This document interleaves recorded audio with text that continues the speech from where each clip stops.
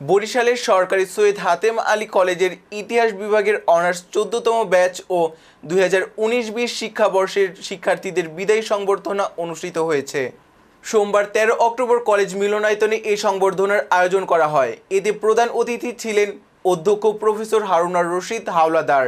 বিভাগীয় প্রধান প্রভাষক শাকিল আহমেদের সভাপতিত্বে অনুষ্ঠানে কলেজ উপাধ্যক্ষ প্রফেসর আখতারুজ্জামান খান সহ ইতিহাস বিভাগের শিক্ষকবৃন্দ, বর্তমান ও প্রাক্তন শিক্ষার্থীরা উপস্থিত ছিলেন।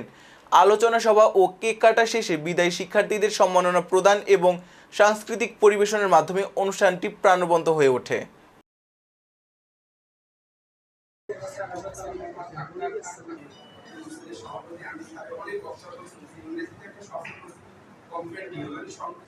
সেই নুরুল ইসলাম খান এবং কলেজের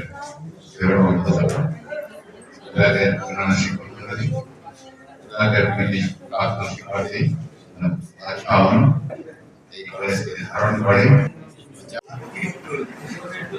জাতি বড়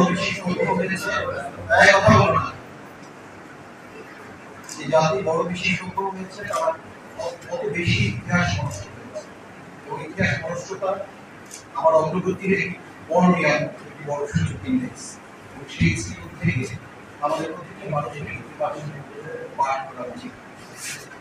কিছুদিন গ্যাপ গেছে, অনেকদিন পর ক্লাসে আসছে, তো ম্যাম পার্সোনালি তার জিজ্ঞেস করতে কি কোনো কঠিন সময় বা সংকটের মধ্যে দিয়ে যাচ্ছে?